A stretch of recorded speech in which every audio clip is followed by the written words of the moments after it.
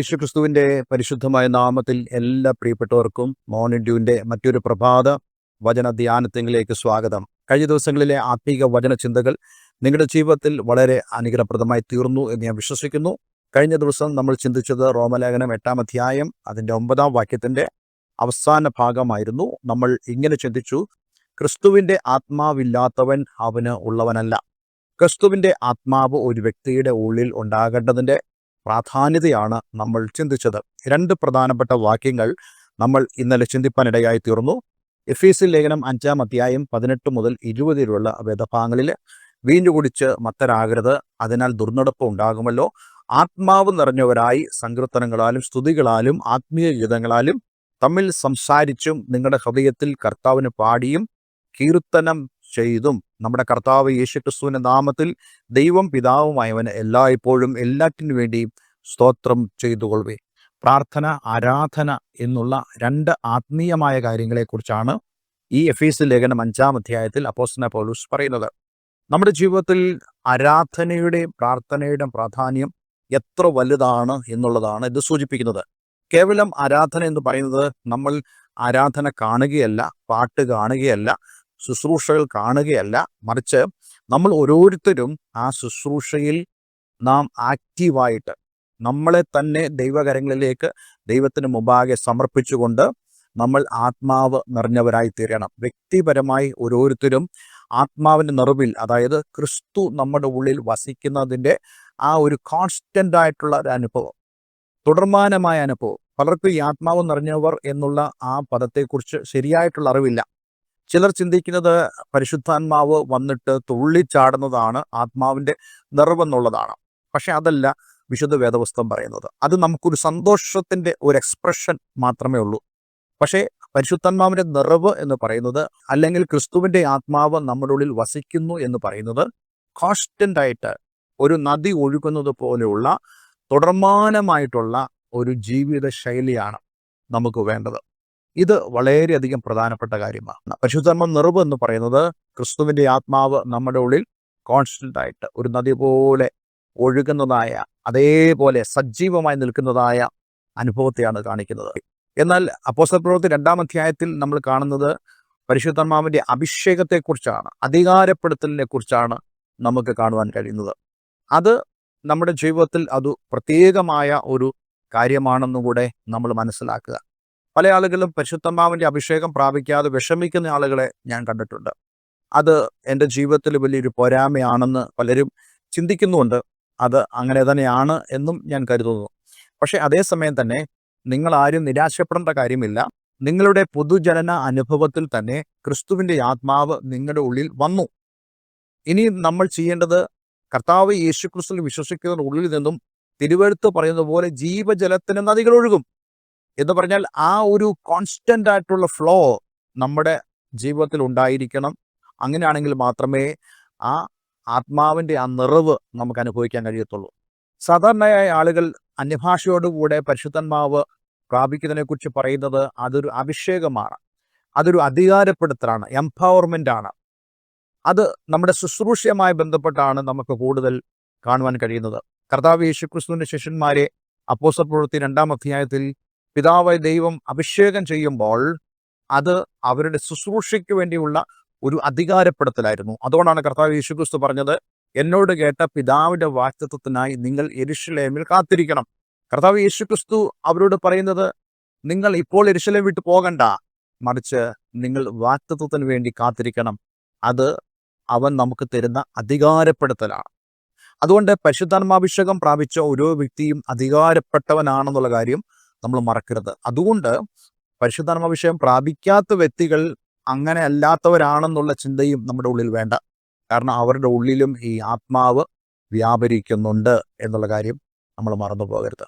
പക്ഷേ ഒരു ശുശ്രൂഷയെ സംബന്ധിച്ചിടത്തോളം ഒരു ശുശ്രൂഷകൻ അവനിൽ ആ അധികാരപ്പെടുത്തൽ ഉണ്ടാകേണ്ടത് വളരെ ആവശ്യമാണെന്നാണ് കർത്താവ് യേശുക്രിസ്തു അപ്പോസ്തല പ്രവൃത്തിയിലൂടെ നമ്മളെ പഠിപ്പിക്കുന്നത്. അതുകൊണ്ട് ഞാൻ പറയട്ടെ, ദൈവവചനത്തിൻ്റെ അടിസ്ഥാനത്തിൽ ശുശ്രൂഷകൾ ചെയ്യുന്ന ഒരു വ്യക്തിയാണെങ്കിൽ ആ വ്യക്തി പരിശുദ്ധാത്മാവിൻ്റെ അഭിഷേകം പ്രാപിച്ച ഒരു വ്യക്തിയായിരിക്കണം. കാരണം അവൻ്റെ മേലുള്ള ആ അധികാരപ്പെടുത്തലാണ് കർത്താവ് നമുക്ക് നൽകുന്നത്. എന്നാൽ ഇവിടെ നമ്മൾ കാണുന്നതായ ഈ നിറവ് എന്ന് പറയുന്നത് നേരത്തെ നമ്മൾ വായിച്ചതുപോലെ എഫേസ്യ ലേഖനത്തിൽ വായിച്ചതുപോലെ 5-ാം അധ്യായം 18 മുതൽ 20 വരെ ആത്മാവ് നിറഞ്ഞവരായി സങ്കീർത്തനങ്ങളാലും സ്തുതികളാലും കർത്താവ് യേശുക്രിസ്തുവിൽ വിശ്വസിക്കുമ്പോൾ നമുക്ക് ലഭിക്കുന്നതായ ഈ നിറവ്, യേശു യോഹന്നാന്റെ സുവിശേഷം 7-ാം അധ്യായത്തിൽ പറയുന്നതായ ആ നിറവ് അവനിൽ വിശ്വസിക്കുന്നവർക്ക് ലഭിക്കുന്നതായ നിറവാണ്. എന്നാൽ ഈ നിറവില്ലാത്തവരായ ആളുകൾ അവർ ക്രിസ്ത്യാനികളല്ല, അവർ ക്രിസ്ത്യാനുഗാമികളല്ല. ഈ ആത്മാവിന്റെ നിറവുള്ളവർ മാത്രമേ ക്രിസ്ത്യാനികളാകുന്നുള്ളൂ. നമ്മൾ പലരും ചിന്തിക്കുന്നത് ഒരു ക്രിസ്തീയ കുടുംബത്തിൽ ജനിച്ചതുകൊണ്ട് നമ്മൾ ക്രിസ്ത്യാനിയാകും. നോ, ദൈവത്തിന്റെ വചനം അങ്ങനെ പറയുന്നില്ല. ദൈവത്തിന്റെ വചനം പറയുന്നത് ഒരുവൻ ക്രിസ്ത്യാനി ആകണമെങ്കിൽ അവൻ ഈ ആത്മനിറവ് പ്രാപിച്ചവനായിരിക്കണം. ഏത് നിറവ? കർത്താവ് യേശുക്രിസ്തുവിൽ വിശ്വസിക്കുന്നത് വഴി അവന് ലഭിക്കുന്നതായ ആത്മാവിനെ അവൻ പ്രാപിച്ചവനും അതേപോലെ തന്നെ അതിൽ നിലനിൽക്കുന്നവനുമാണെങ്കിൽ മാത്രമേ ആ വ്യക്തി ഒരു ക്രിസ്ത്യാനിയാകത്തുള്ളൂ. നമ്മൾ പേരുകൊണ്ട് ക്രിസ്ത്യാനികളായിരിക്കാം. ഇപ്പോൾ ഒരു വീട്ടിൽ ജനിക്കുന്നതായി കുഞ്ഞിനെ നമ്മൾ തോമസ് എന്ന് വിളിക്കുമ്പോൾ നമ്മൾ പലരും ചിന്തിക്കുന്നു അദ്ദേഹം ഒരു ക്രിസ്ത്യാനിയാണ്. ലോകത്ത് ഏതെങ്കിലും ഒരു രാജ്യത്തിലേക്ക് നമ്മൾ പോകുമ്പോൾ നമ്മുടെ ഒരു ക്രിസ്ത്യൻ നെയിം ഉണ്ടെങ്കിൽ അവിടെയുള്ള എമിഗ്രേഷൻ ഡിപ്പാർട്ട്മെന്റ് ചിന്തിക്കുന്നു യെസ് ഈസ് എ ക്രിസ്ത്യൻ. നമ്മൾ ആളുകളോട് പേര് ചോദിക്കുന്നു, ബ്രദർ താങ്കളുടെ പേരെന്താ? നമ്മൾ ആ പേര് കേൾക്കുന്ന വഴി നമ്മൾ ചിന്തിക്കുന്നു അദ്ദേഹം ഏത് റിലീജിയനിൽപ്പെട്ട, ഏത് മതത്തിൽപ്പെട്ട ആളാണെന്ന് നമ്മൾ ചിന്തിക്കുന്നു. എന്നതുപോലെ തന്നെ പല ക്രിസ്ത്യൻ നെയിമുകളും ഒരാൾ ക്രിസ്ത്യാനിയാണെന്ന് മാത്രം വിളിച്ചു പറയുന്നു.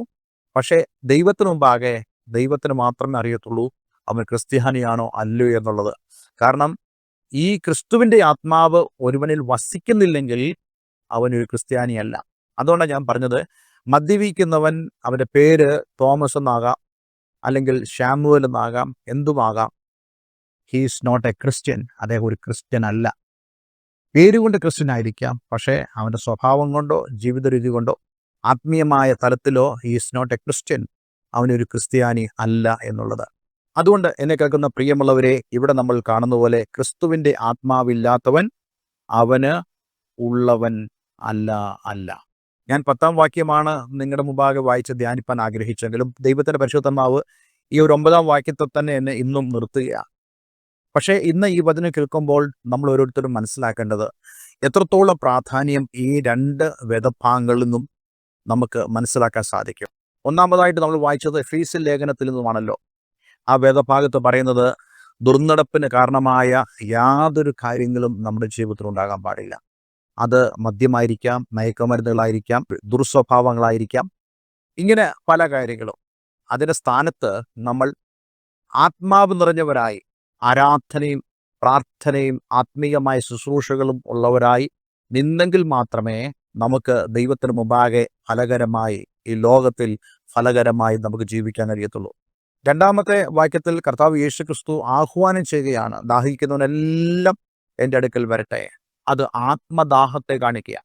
ജീവിതത്തിൽ ശൂന്യത അനുഭവിക്കുന്ന ആളുകളുണ്ട്, എന്തോ ഒരു മിസ്സിങ് അനുഭവിക്കുന്ന അനേക ആളുകളുണ്ട്. അവരോടെല്ലാം കർത്താവ് പറയുകയാണ്, നിങ്ങളെല്ലാവരും എൻ്റെ അടുക്കൽ വരിക, അവൻ എൻ്റെ അടുക്കൽ വന്ന് കുടിക്കട്ടെ, അവൻ്റെ ദാഹം മാറ്റട്ടെ. ഈ കുടിക്കുക എന്നുള്ളതിന് കഴിഞ്ഞ ദിവസം നമ്മൾ പറഞ്ഞല്ലോ, വിശ്വസിക്കുക എന്നുള്ളതാണ് അർത്ഥം. യേശുവിൻ്റെ അടുക്കൽ കടന്നു വന്ന് ആ ജീവജലം കുടിക്കുന്നവൻ എന്ന് പറയുന്നത് അവനിൽ വിശ്വസിക്കുന്നവൻ. അങ്ങനെ വിശ്വസിക്കുന്നവൻ്റെ ഉള്ളിൽ നിന്നും, അങ്ങനെ കുടിക്കുന്നതിൻ്റെ ഉള്ളിൽ നിന്നും തിരുവെഴുത്ത് പറയുന്ന പോലെ ജീവജലത്തിൻ്റെ നദികൾ ഒഴുകും. നോക്കണേ, ദാഹിക്കുന്ന ഒരു വ്യക്തിക്ക് അല്പം വെള്ളമാണ് വേണ്ടത്. പക്ഷെ ആ വെള്ളം കുടിച്ചു കഴിഞ്ഞാൽ അവൻ്റെ ഉള്ളിൽ നിന്നും, അവൻ്റെ ആ വയറിൽ നിന്നും ഒരു നദി തന്നെ പുറപ്പെടുമെന്ന് പറഞ്ഞാൽ അതിനർത്ഥം ആത്മാവിനെ കുറിച്ചാണ് കർത്താവ് യേശുക്രിസ്തു പറയുന്നത്. ഇന്ന് ആളുകളുടെ ഉള്ളിൽ ആത്മദാഹമാണ്. അവരെ നയിക്കുവാൻ ഒരു ആത്മാവ് വേണം. പലപ്പോഴും പിശാച് അവരെ നയിക്കുമ്പോൾ അവർ ഞെരിക്കപ്പെടുന്നവരും സമാധാനമില്ലാത്തവരും സ്വസ്ഥതയില്ലാത്തവരുമാണ്. പല ക്രൈസ്തവരും ഇന്ന് വളരെ നിരാശയിലും വളരെ ദുഃഖത്തിലും ജീവിക്കുന്നതിന് കാരണം എന്താണ്? പല ആളുകളും ഇന്ന് വളരെ നിരാശയിലും വളരെ ബുദ്ധിമുട്ടിലും ജീവിക്കുന്നതിന് കാരണം എന്താണ്? ജീവിതത്തിൽ മാനുഷികമായി വേണ്ടതെല്ലാം ഉണ്ട്. നല്ല വീടുണ്ട്, നല്ല വാഹനങ്ങളുണ്ട്, നല്ല മക്കളുണ്ട്, ജോലികളുണ്ട്, വരുമാന മാർഗങ്ങളുണ്ട്. പക്ഷെ പലരും ജീവിതത്തിൽ വളരെയധികം നിരാശയിൽ ജീവിക്കുന്ന ആളുകളുണ്ട്. ആ ജീവിക്കാൻ കാരണം എന്താണെന്ന് അറിയാമോ? അവരുടെ ആത്മദാഹത്തെ പരിഹരിപ്പാൻ അവർക്ക് സാധിച്ചില്ല. പക്ഷെ യേശുവിൻ്റെ അടുക്കിലേക്ക് അവർ കടന്നു വന്നിരുന്നെങ്കിൽ തീർച്ചയായിട്ടും അവരുടെ ആത്മദാഹം മാറിയേനെ. കഴിഞ്ഞ ദിവസം നമ്മുടെ നാട്ടിൽ സംഭവിച്ചതായ വളരെ വിഷമകരമായൊരു വാർത്തയായിരുന്നല്ലോ ഒരു ബഹുമാനപ്പെട്ട ഡോക്ടറിൻ്റെ മരണം. അദ്ദേഹം ഒരു ക്രൈസ്തവനായിരുന്നു. പക്ഷേ എന്തുകൊണ്ട് അദ്ദേഹം ഒരു കയറിൽ അദ്ദേഹത്തിൻ്റെ ജീവിതം തീർന്നു?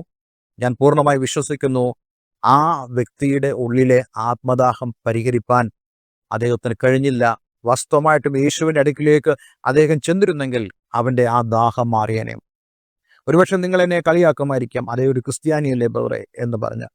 പക്ഷെ ഞാൻ പറയട്ടെ, പേരുണ്ടെങ്കിലും നമ്മുടെ ജീവിതത്തിൽ ആ നിറവിൻ്റെ അനുഭവങ്ങൾ നമ്മുടെ ജീവിതത്തിൽ ഇല്ലെങ്കിൽ നമ്മുടെ ജീവിതവും അതുപോലെ ആയിത്തീരും.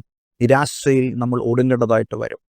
പക്ഷെ അത് വരാതെ നമുക്ക് ഇരിക്കണമെങ്കിൽ നാം കർത്താവ് യേശു ക്രിസ്തുവിൽ വിശ്വസിക്കുകയും ആ വിശ്വസിക്കുന്ന വഴി നമ്മുടെ ഉള്ളിൽ തിരുവഴുത്ത് പറയുന്നത് പോലെ ജീവജലത്തിൻ്റെ ആത്മാവിൻ്റെ ഒഴുക്ക്, കോൺസ്റ്റന്റ് സ്പിരിറ്റ് ഫ്ലോ നമ്മുടെ ഉള്ളിലുണ്ടാകും. അത് നമ്മളെ ദൈവത്തെങ്കിലേക്ക് കൂടുതൽ അടുപ്പിക്കുകയും ആത്മീയമായി കൂടുതൽ ചിന്തിക്കുവാനും ദൈവത്തെ മഹത്വപ്പെടുത്തുവാനും സന്തോഷകരമായ ഒരു ജീവിതം ഈ പ്രതികൂല സാഹചര്യങ്ങളിൽ ഈ ലോകത്ത് നമുക്ക് ജീവിക്കുവാൻ സാധിക്കും. അതിനായി ദൈവം നമ്മെ സഹായിക്കട്ടെ എന്ന് ഞാൻ ആഗ്രഹിക്കുന്നു, പ്രാർത്ഥിക്കുന്നു. ഒരു നിമിഷം നമുക്ക് ദൈവസന്നിധിയിൽ പ്രാർത്ഥിക്കാം.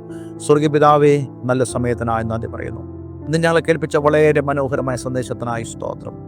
കർത്താവിൻ്റെ കൃപ അനുഭവിപ്പാൻ നീ ഞങ്ങളെ സഹായിക്കണമേ. ആത്മാവിൽ അങ്ങ് മഹത്വപ്പെടുത്തുവാൻ ഞങ്ങളെ സഹായിക്കണമേ. ദുർനടപ്പിന് കാരണമാകുന്ന ഒരു പ്രവൃത്തി ഞങ്ങളുടെ ജീവിതത്തിൽ ഉണ്ടാകാതെ ഞങ്ങൾ ദൈവത്തെ ആരാധിക്കുന്നവരും ദൈവത്തോട് പ്രാർത്ഥിക്കുന്നവരും ദൈവത്തോടുള്ള സജീവമായ ബന്ധം പുലർത്തുന്നവരും ആയിത്തീരുവാൻ ഞങ്ങളേവരെയും അങ്ങ് സഹായിക്കണമെന്ന് പ്രാർത്ഥിക്കുന്നു. പ്രാർത്ഥന കേട്ടതിനാൽ നന്ദിയപ്പ, യേശു ക്രിസ്തുവിൻ നാമത്തിൽ തന്നെ. ആമേൻ, ആമേൻ. ഇന്നത്തെ വചനധ്യാനം നിങ്ങളുടെ ജീവിതത്തിൽ വളരെ അനുഗ്രഹപ്രദമായി തീർന്നു എന്ന് ഞാൻ വിശ്വസിക്കുന്നു. ഈ സ്ക്രീനിൽ കാണുന്ന ഫോൺ നമ്പറുകളിൽ ഞങ്ങളെ വിളിക്കുക. എല്ലാവരും ദൈവം അനുഗ്രഹിക്കട്ടെ. Have A nice day. God bless you all.